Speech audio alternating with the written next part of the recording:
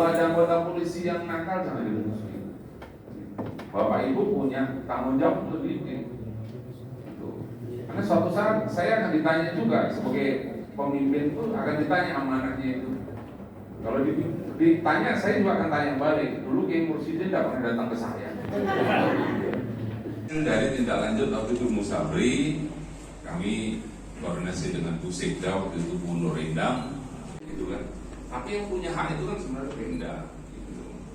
Kita udah ngebung-ngebung tiba-tiba, kok jadi kalau kita goreng. Kita memasuki bulan Ramadan dan dalam waktu bersamaan juga sedang memasuki di tahun politik. Kita tahu kalau bulan Ramadan saja memang selalu menyebarkan pesan-pesan kedamaian bagi masyarakat, sehingga para ulama, alim ulama itu diharapkan untuk memperbanyak pesan-pesan kedamaian melalui pemanfaatan mimbar-mimbar khutbah selama di bulan Ramadan. Dan pesan kedamaian itu ya mengajak masyarakat untuk tetap menjaga keamanan begitu, karena Islam itu kan, ajaran Islam itu sangat memprioritaskan mengenai menjaga keamanan masyarakat. Terkait ulama-ulama yang menyampaikan seruan damai, apakah ada usulan dari MUI mungkin dari persyaratannya atau seperti apa? Fungsi ulama kan selama ini kan sebagai pembimbing spiritual bagi masyarakat.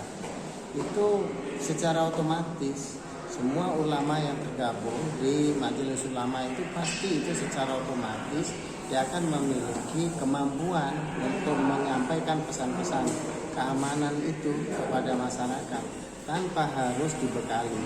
Cuman forum ini kan menjadi wadah untuk mengkoordinir kepada para ulama saling mengingatkan kepada para ulama. Jangan sampai nanti kita tidak saling menyapa, tapi tanpa itu pun juga sudah pasti bahwa para ulama itu memiliki komitmen itu untuk menjaga keamanan, stabilitas politik masyarakat Sulawesi Tenggara.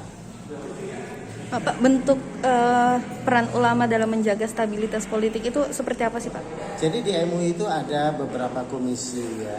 Ada komisi fatwa, salah satunya ya, ada komisi fatwa, ada komisi dakwah, ada komisi ukhuwah, ada komisi kerukunan. Nah, 4 komisi ini yang paling strategis untuk memerankan itu. Misalnya satu tadi itu melalui pemanfaatan mimbar-mimbar Ramadan, khutbah Jumat, terus ceramah-ceramah di bulan Ramadan, pengajian-pengajian yang dilakukan oleh para ulama. Itu satu. Terus kemudian yang kedua, misalnya komisi fatwa, dia akan mengeluarkan tausiah kebangsaan dan keumatan. Itu nanti di komisi fatwa itu mengeluarkan tausiah kebangsaan dan keumatan yang intinya menyeru kepada para masyarakat itu untuk tetap menjaga keamanan, stabilitas politik dan keamanan.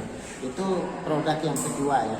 Terus kemudian yang ketiga, komisi dakwah. Komisi dakwah itu bisa mengkoordinir, dan sekarang ini setiap komisi kan ada kegiatan masing-masing ya. Ada yang 2 kegiatan, ada yang 3 kegiatan, bahkan ada yang 5 kegiatan. Nah, komisi dakwah dia melakukan upgrading para pengurus atau para mubalik-mubalik itu untuk membekali, khususnya kan kalau mubalik yang sudah senior nggak masalah ya. Tapi ini kan yang mubalik yang mungkin baru mengenal baru terlibat dalam kegiatan keumatan itu, terlibat dalam kegiatan tablik dan sebagainya. Itu perlu juga supaya MUI ini memberikan peran kepada ulama untuk membekali bahwa ulama itu adalah sebagai penyejuk.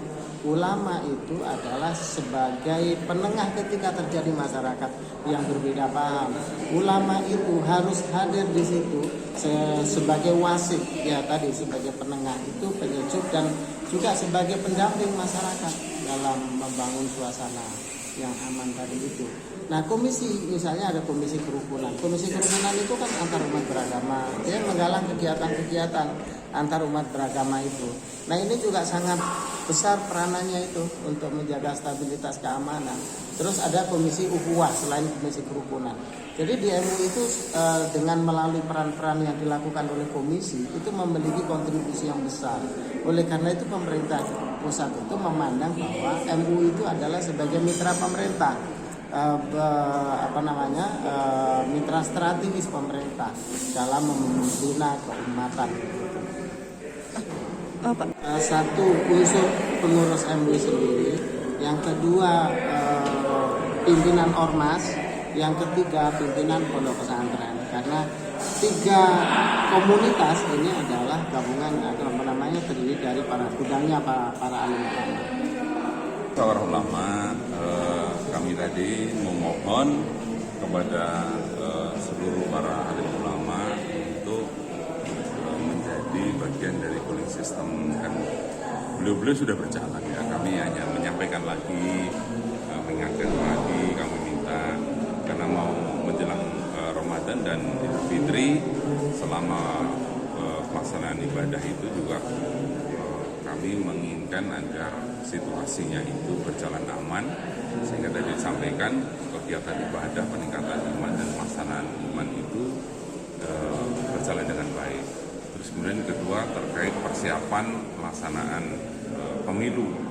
Nah, ini peran ulama sangat vital, sangat penting banget untuk mendinginkan umat supaya tidak terjadi perpecahan di antara umat. Perbedaan itu adalah sunatullah ya. Tetapi jangan sampai perbedaan itu menjadi permusuhan. Kami mohon tadi kepada para ulama dan beliau-beliau sudah siap menyanggupi untuk menyampaikan yang dingin-dingin gitu ya. Kalau perbedaan itu di mana-mana biasa, tapi jangan sampai menjadi permusuhan. Terima kasih sudah nonton. Jangan lupa like, subscribe, dan share ya.